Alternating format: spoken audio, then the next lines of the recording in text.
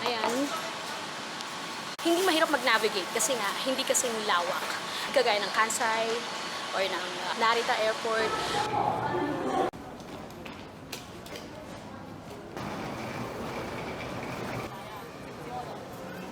Food trip of the day, 800 yen something. O, diba? Kulang-kulang 300 pesos na yan, guys. Convenience store, bought food lang. Pero gutom na kami at masarap naman dito. So, kahit ano pa yan. So, na-redeem na namin yung aming physical tickets.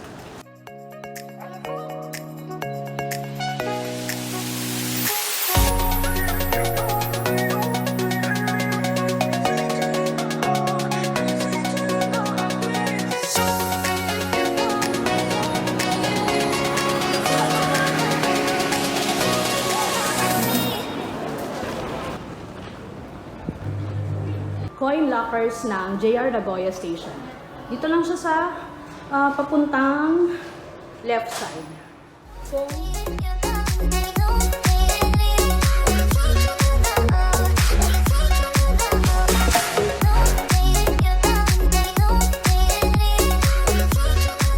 magagamit ang iyong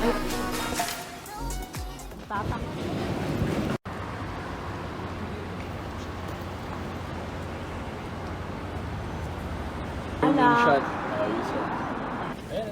Ice cream vendo.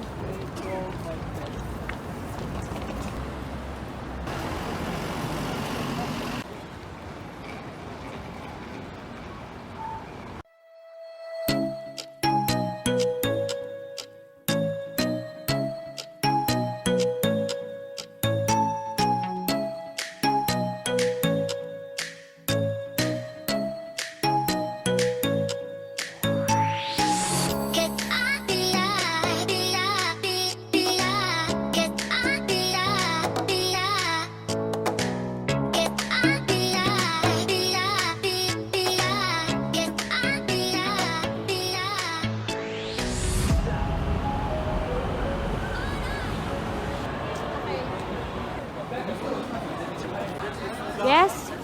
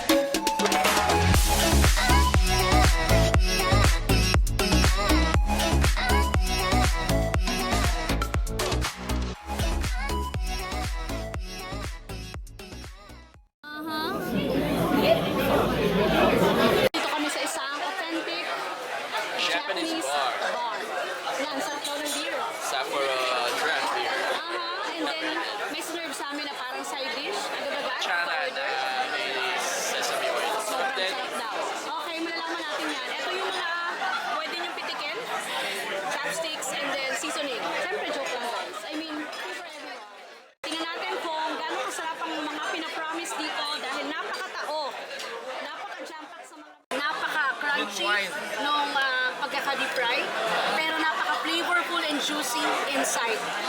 Lightly seasoned lang, pero nag-umakaw sa flavors. And then bagay na bagay sa kanilang side dish na parang atsara na sesame oil flavored, na merong shiitake mushrooms. Hindi ko alam kung naririnig ninyo, pero ang sarap, guys. Hindi ka mahalan, authentic pa. Ayan, hindi na nga namin naantay na makuhaan muna bago kainin. So, nakain na namin bago namin review. Anyway, highly recommended kahit yung chicken skin and then yung chicken skewers na Thai part. Lahat masarap. So far hindi pa namin alam kung yung iba, pero sa ngayon pa lang, beer pa nga lang eh. Side dish pa lang, masarap lang. Anyway, try pa namin yung iba. Okay? Let's see you later. Bye!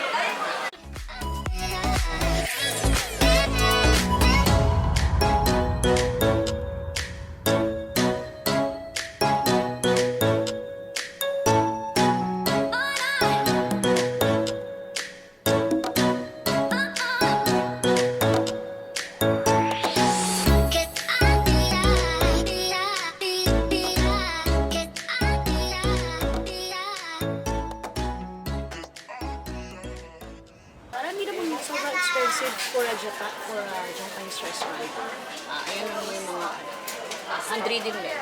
Mga 600 yung dessert. And then, of course, coffee. Kumida lang kami. Pero Tapos, magbabayad yata muna.